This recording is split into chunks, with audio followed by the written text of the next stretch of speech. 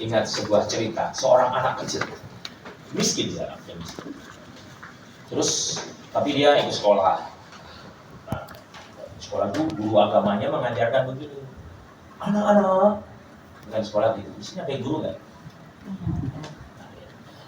Gini, kalau dengan anak-anak, mainannya juga nggak ya? Buat siapa? Oh, anak-anak. Ini anak kecil nggak? Anak-anak.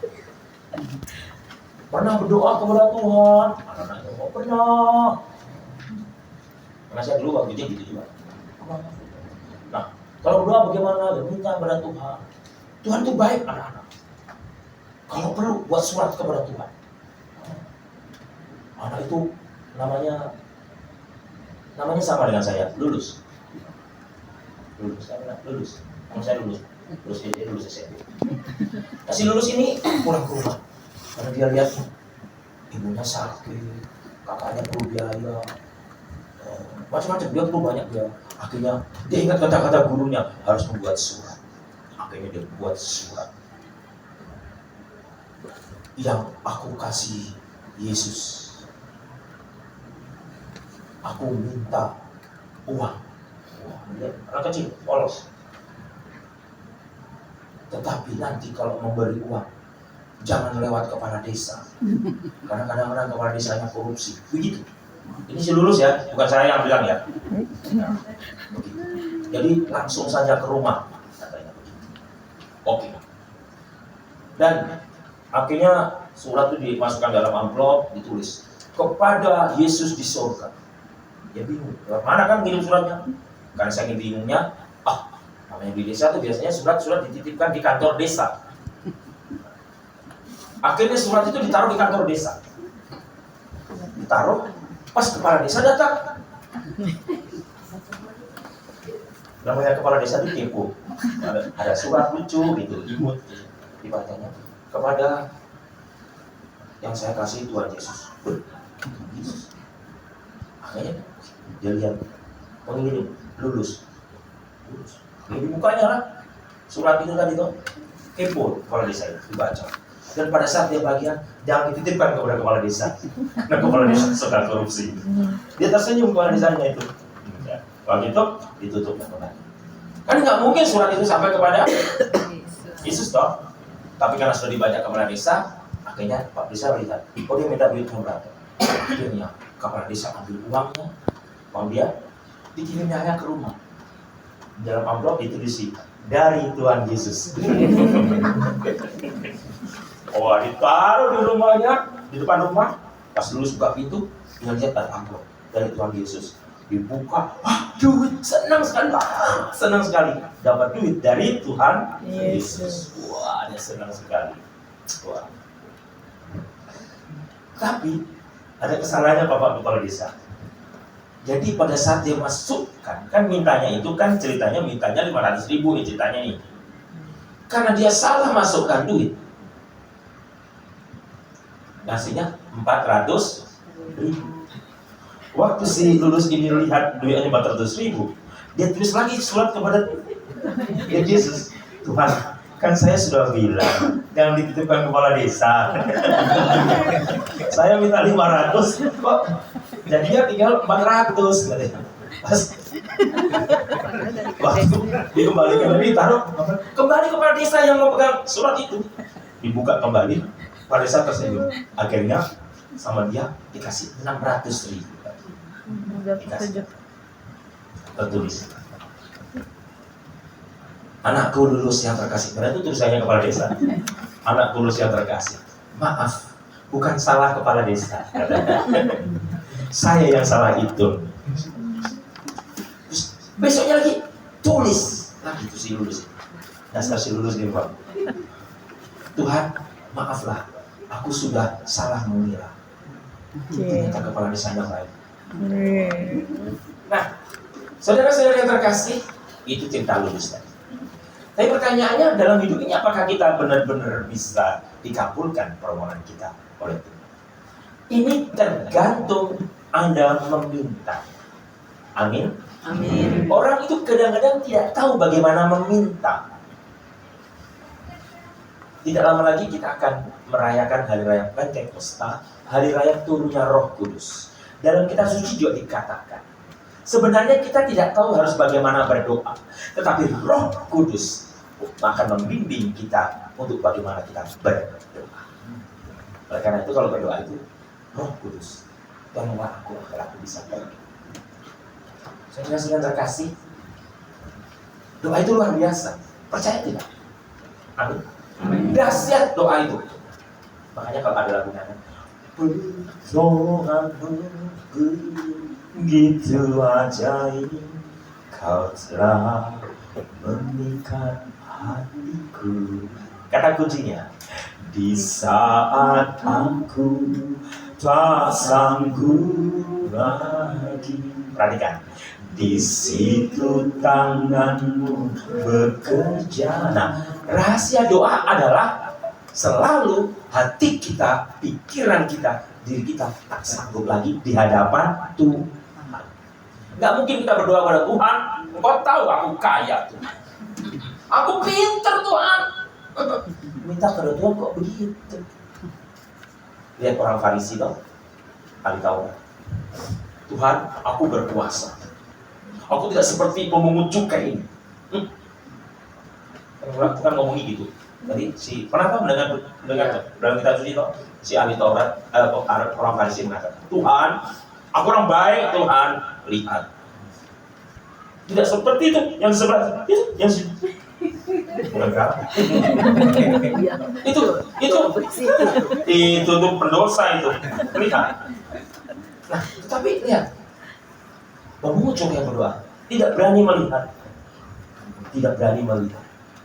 Tuhan, aku orang berdosa. Tapi Yesus mengatakan, lebih baik satu orang berdosa bertobat daripada 99 orang yang merasa tidak memerlukan bertobat. Jadi rahasia doa adalah tak berdaya di hadapan Tuhan. Jadi kalau Anda berada di lembaga ini, berdoa tak berdaya, Tuhan, aku di sini kok. Ungkapkan kesedihan. Tapi jangan kepada tetangga, saudara-saudara terkasih. Orang sering salah mengungkapkan kepada tetangganya. Aku begini. Tetangga jawab, aku juga. Selesai. Kalau itu laki dan perempuan, selesai. Pasti terjadi ya biasa. Nah, saudara-saudara terkasih, yang mau saya katakan adalah bawalah keluh kesahmu kepada Tuhan dan meminta. Ini saya suka sekali. Mintalah, maka kau akan diberi. Carilah, maka kau akan mendapat. Ketuklah, maka pintu akan dibukakan. Pertanyaannya, kita ini sudah minta atau belum? Karena kita tidak tahu, banyak orang mau minta tidak tahu. Hari ini, terutama yang Katolik, kita ini sedang mau doa novena. Ini masuk hari kedua. Anda tidak tahu pas lulus setiap hari bangun jam 2 dan 3 untuk berdoa. Bisa. Anda tidak tahu kan? Saya berdoa. Gak ada yang titip doa sih yang pas lulus. Dan titip di doa. Dan Anda tahu, untuk membacakan doa saja hampir 2 jam saya tahu. Karena yang titip doa banyak, saudara. Banyak sekali. Ya itu secara doa. Tetapi kalau secara finansial, nomor lulus untung tidak? Finansial? Untung tidak? Karena setiap orang yang titip doa pasti ngasih jual. Karena saya nggak minta. Anda bisa bayangkan. Kalau 1000 orang titip doa dengan pastor lulus.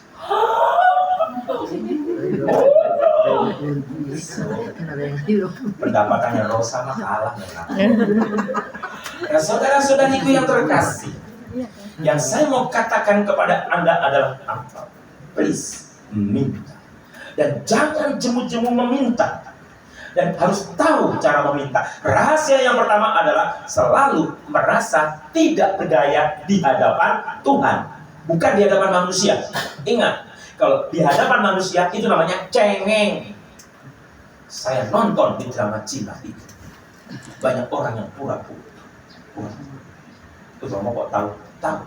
Karena kadang-kadang saya nonton. Ada itu. Iya, CEO yang menyamar. Nah, tapi yang mau saya katakan kepada Anda adalah jangan ragu untuk meminta. tadi meminta dalam nama Tuhan Yesus, seperti lulus kecil tadi yang mengirim surat dengan polosnya meminta Tuhan. Kalau Anda berada di lembaga ini, ada berita anaknya sakit atau istrinya atau keluarganya sakit, berdoanya begitu, Tuhan, aku saat ini tak berdaya karena aku berada di lembaga ini, tapi keluarga aku sakit, Tuhan. Perhatikan ya, itu cara meminta. Keluarga aku perlu biaya, anakku perlu biaya, tolonglah anakku, Tuhan. Amin.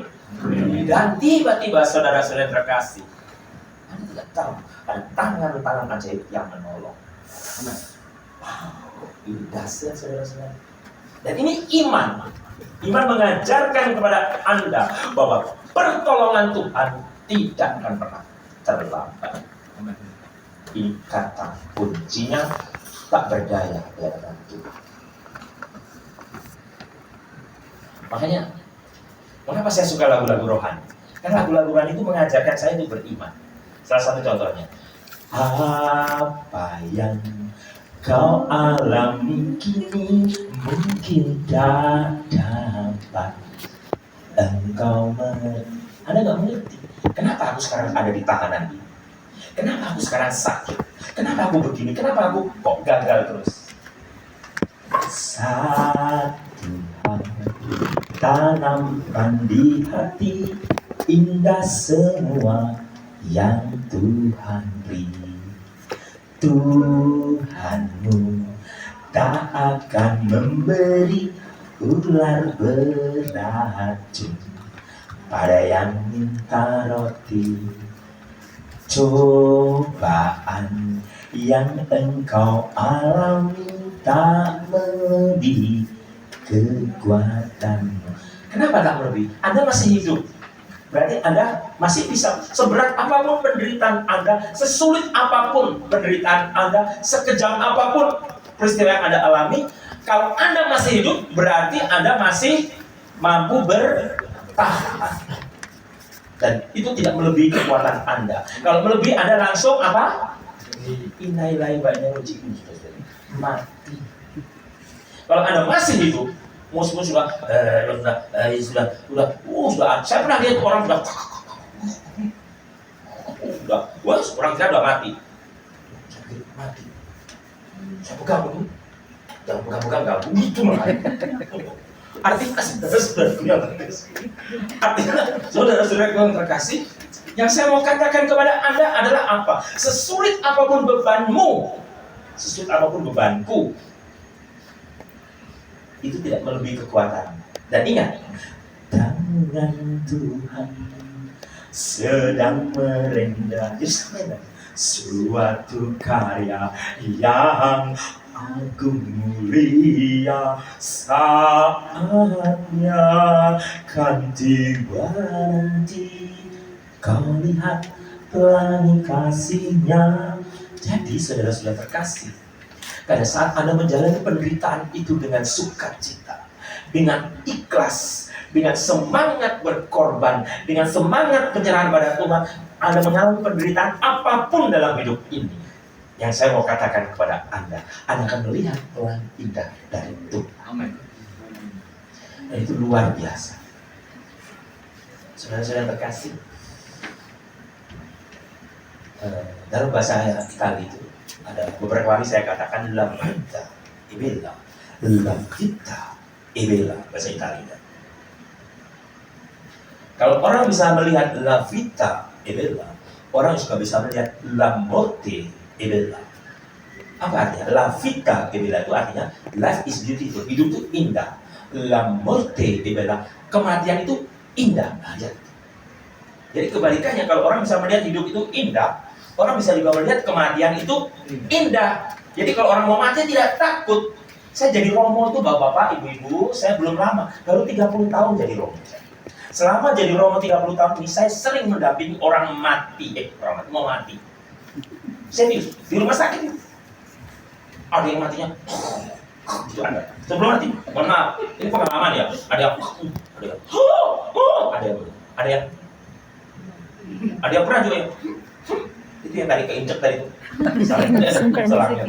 Nah, saudara-saudara yang terkasih, dalam proses itu kita bisa melihat Orang yang memandang kematian itu dengan ikhlas. Dengan kematian itu bagi orang beriman, bagi orang yang melihat hidup itu indah, kematian itu bukan kehancuran, amin, tapi jembatan menuju kepada Tuhan, kehidupan yang akan datang. Betul. Ikuti saya. Satu lagi. Ikuti. Kebalikan. Ada.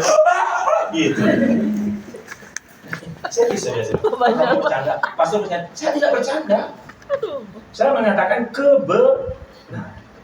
Sebentar ada tisu guys. Saking semangatnya beliau ya. Saya suka begitu. Ini selingan aja ya. Coba Bapak 4 Pak ambil tisu Pak. 4 ya. Tisu.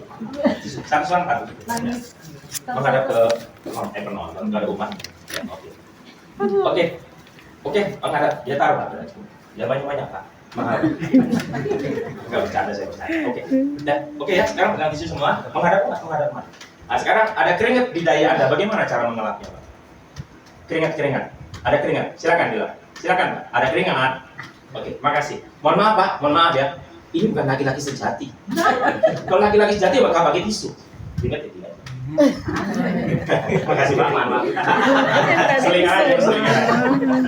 Enggak, kalau pakai tisu kan gini Pak. APD.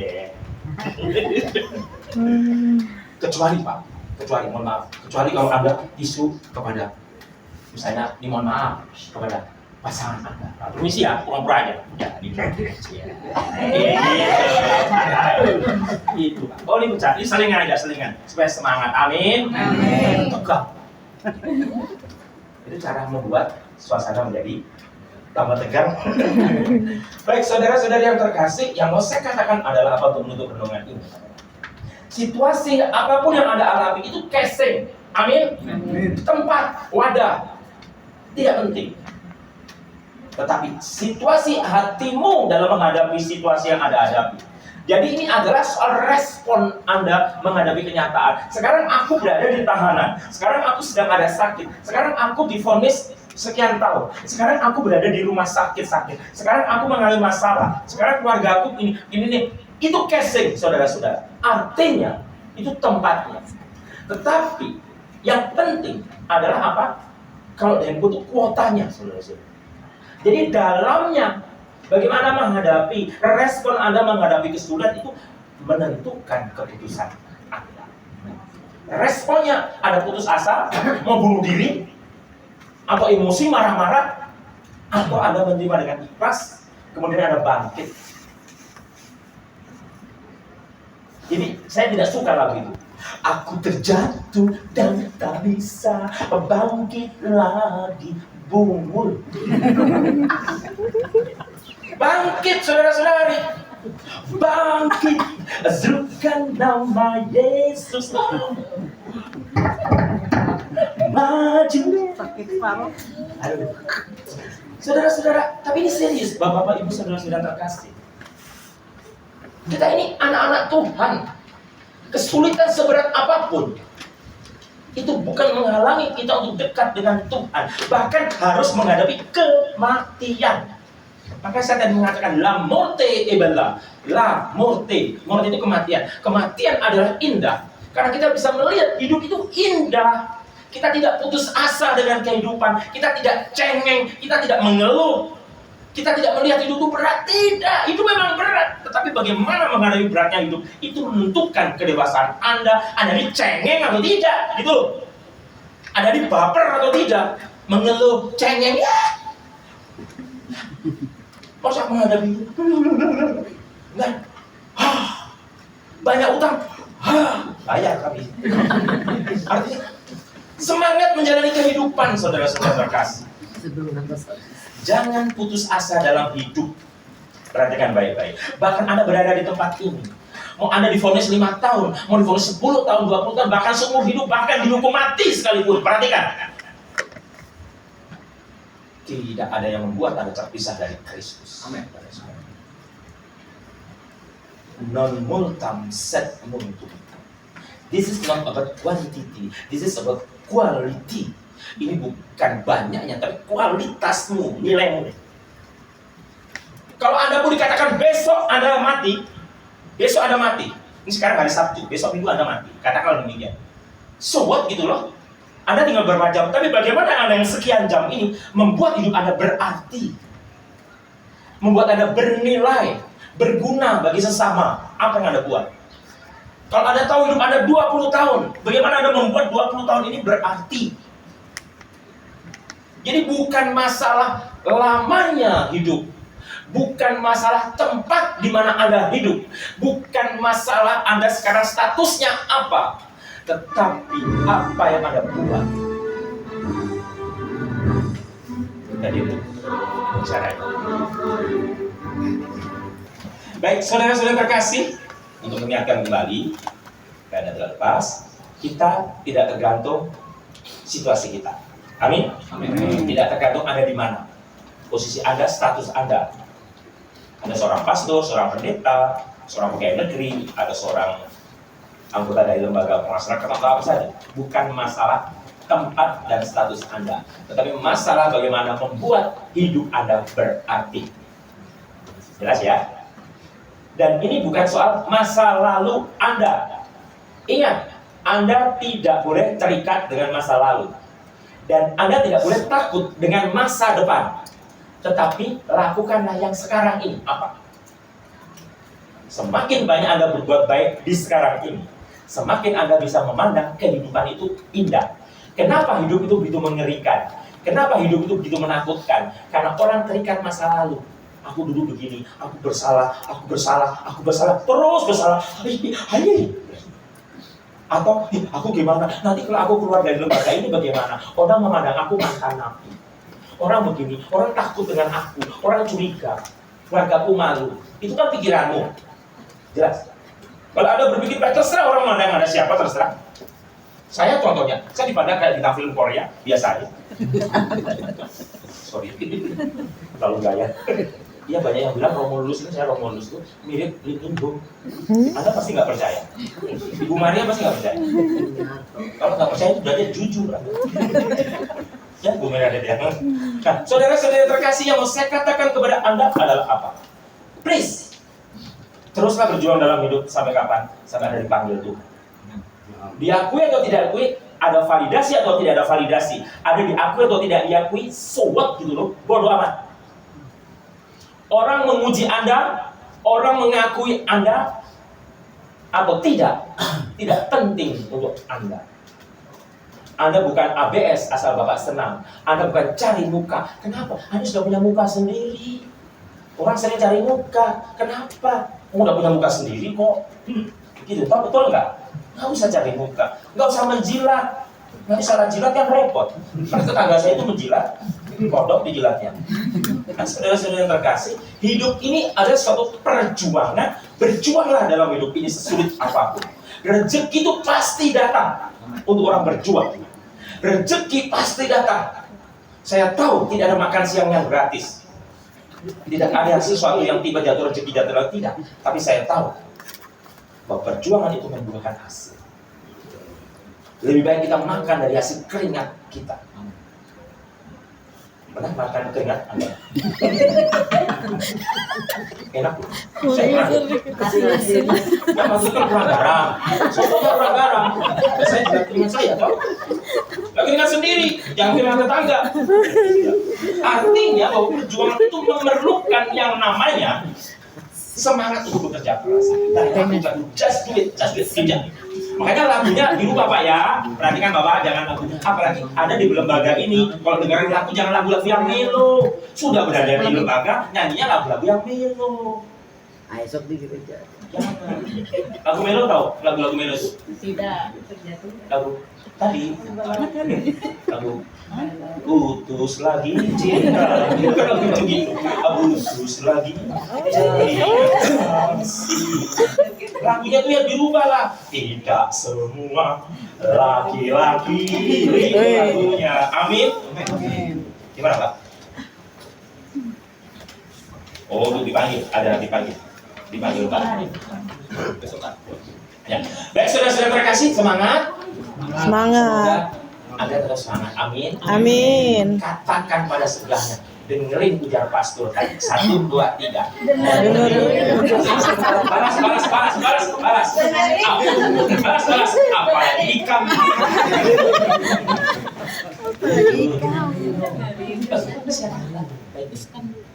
Ya. Oh iya. Ya sudah. Ya aman. Nanti bungkusannya disusul. Baik, saudara-saudara terkasih, semoga semua bersemangat. Amin. Ya, saya ini. Ingin kasih rezeki pada kalian, tapi kapan? Tahu dong kalau aku sini. Kalau ada kunjungan lagi beritahu ya. Ntar kirim surat. Pastornya siapa saja nggak masalah, beritahu pastor ada kunjungan lagi. Iya. Karena Kirim saya surat bisa. nanti. Surat untuk Yesus semua. Surat untuk Yesus ya. Surat Beritahu untuk ya. Yesus. Asik. Mau minta apa? Wes. Duit lagi, duit kan. Banyak tuh. Minta apa? Tenang, di tokonya rusak banyak. Baik, saudara-saudara kasih, semoga semua bersemangat di dalam Tuhan. Amin. Mari sekarang kita berdoa.